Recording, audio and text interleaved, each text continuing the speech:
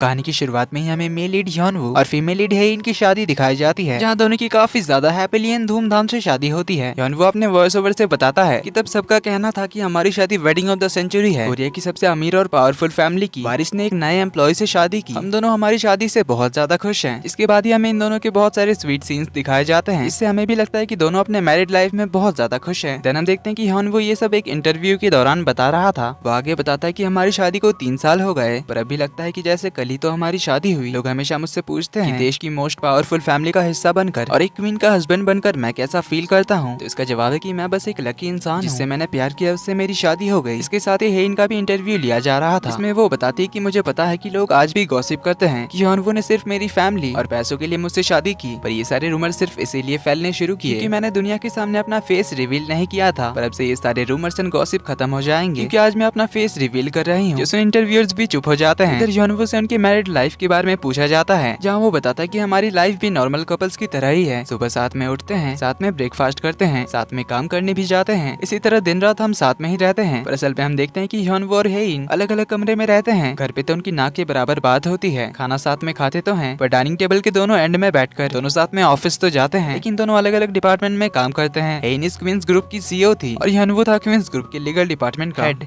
यानी वो एक लॉयर है। पर ये सब बताते हुए यॉनवू का भी चेहरा एक पल के लिए उतर जाता है, पर फिर अपने चेहरे पर फेक स्माइल लाते हुए कहता है कि हम दोनों दिन रात एक साथ ही रहते हैं, जिससे मैं बहुत ज्यादा खुश हूँ। इधर हेइन से उनकी पहली मुलाकात के बारे में पूछा जाता है, तो हेइन बताती है कि 5 साल पहले मैं अब्रॉड से वापस आई थी। तब मैंने क्वींस ग्रुप ज्वाइन किया, एक इंटर्न बनकर, बिल्कुल किसी अंडरकवर एजेंट की तरह, क्योंकि मेरी असली आइडेंटिटी के बारे में किसी को भी पता नहीं था। पर हेइन को तब कोई काम नहीं आता था, उसे तो फोटोकॉपियर भी चलाना नहीं आता था। अब मशीन ऑन नहीं हो रही थी, इसलिए हेइन तो उसे लात मारने लग जाती है। इसी तरह यॉनवू ने देखा था तो वो आकर मशीन ऑन कर देता है। इसी तरह यॉनवू ने बहुत बार हेइन की मदद की थी। हेइन कहती कि मुझे समझने में देर नहीं हुई कि यॉनवू मुझे लाइक करता है, इसलिए मेरी मदद करने के बहाने मुझसे फ्लर्ट कर रहा है। पर जब उनकी पहली मुलाकात के बारे में यॉनवू से पूछा जाता है, तो वो भी इसी इंसिडेंट से शुरू करता है और बताता है कि ऐसा कुछ नहीं था। हेइन फोटोकॉपियर को बहुत लात मार रही थी, तो मुझे चिंता थी उस फोटोकॉपियर की। पर इतनी बार हेइन की मदद करने के बाद मुझे हेइन के लिए भी फिक्र होने लगी, क्योंकि तब वो बस एक न्यू इंटर्न थी और उसे कुछ नहीं आता था। वो हर काम में गलती करती थी, इसीलिए सब लोग उसके बारे में गॉसिप करते थे। पर तब तक हेइन भी यॉनवू को लाइक करने लगी थी। यॉनवू को हेइन के बारे में गॉसिप सुनकर बिल्कुल भी अच्छा नहीं लगता था, इसीलिए एक दिन वो हेइन से कहता है अब ये गलती करना बंद करो वरना तुम्हें कंपनी से निकाल दिया जाएगा। हेइन कहती है मुझे फर्क नहीं पड़ता। इस पे यॉनवू कहता है कि अगर तुम किसी दूसरे कंपनी में भी गई तो वहाँ से भी तुम्हें निकाल देंगे अगर तुम ऐसे ही काम करती रही तो। हेइन कुछ कहने जाती है उससे पहले यॉनवू कहता है जब भी कोई सुपीरियर तुम्हें डांटता है तो मुझे दिल से बुरा लगता है, मुझे तुम्हारी बहुत फिक्र होती है। उस दिन हेइन उससे कहती है कि पर तुम्हें मेरे लिए दिल से बुरा क्यों लगता है, तुम्हें मेरी इतनी फिक्र क्यों होती है। इस पे यॉनवू से कुछ कह नहीं पा रहा था। हेइन कहती कि जब मुझे डांट पड़ती है तो भला तुम्हें क्यों मेरी फिक्र होती है। यॉनवू तो नर्वस होने लगता है। जो हेइन उससे कहती है कि अच्छे से इस बारे में सोचना और फिर मुझे बताना ऐसा क्यों होता है। ये बोलकर वो चली जाती है। फिर रात को ऑफिस बंद होने के बाद हेइन बाहर अपने ड्राइवर को कॉल करके आने के लिए कहती है। बहुत बारिश हो रही थी, तभी यॉनवू यहाँ पर आता है और उससे पूछता है कि क्या तुम्हारे पास अम्ब्रेला नहीं है। हेइन कहती नहीं, तो यॉनवू से अपना अम्ब्रेला ऑफर करता है और कहता है कि तुम्हें हमेशा मदद की जरूरत पड़ती है और तुम्हें परेशान देखना मुझे अच्छा नहीं लगता। उसने हेइन उससे पूछते है कि पहले तो तुम्हें मेरी फिक्र होती थी और अब तुम मुझे परेशानी में देख नहीं सकते, ऐसा क्यों। तो यॉनवू से हिम्मत करके बताने लगता है कि मैंने तुम्हें इस बारे में नहीं बताया था क्योंकि मुझे लगा था कि तुम इससे अनकंफर्टेबल फील करोगी, बट मैं तुम्हें बताना चाहता हूँ कि मैं सियोल नेशनल यूनिवर्सिटी के लॉ स्कूल का ग्रेजुएट हूँ। मेरा घर है योंगदुरी टाउन में, जहाँ मेरी फैमिली रहती है। मेरे पेरेंट्स पूरे टाउन में बहुत रेस्पेक्टेड हैं। हमारे पास 35 से भी ज्यादा गाय है और मैंने यहाँ शहर में 2 साल के लिए एक अपार्टमेंट लीज पे भी लिया है, यानी मुझे हर महीने रेंट पे करने की भी चिंता नहीं है। तुम्हें लग रहा होगा कि मैं ये सब क्यों बता रहा हूँ, मेरा मतलब बस यही था कि मेरे पास अच्छे खासे कुछ सेविंग्स हैं। हेइन पूछते फिर तुम कहना क्या चाहते हो। यॉनवू कहते कि अगर तुम्हें इस जॉब से निकाल भी दिया गया और अगर आगे तुम्हें कोई जॉब नहीं मिली तब भी मैं तुम्हारा ख्याल रख सकता हूँ। जिसने हेइन थोड़ी सरप्राइज्ड होती है। यॉनवू कहता है कि ऑनेस्टली कहूँ तो मैं हमेशा से ही यही चाहता था कि मेरी फ्यूचर वाइफ भी जॉब करे, पर अगर वो तुम होगी तो मैं अकेले भी जॉब करके हमारा घर चला लूंगा।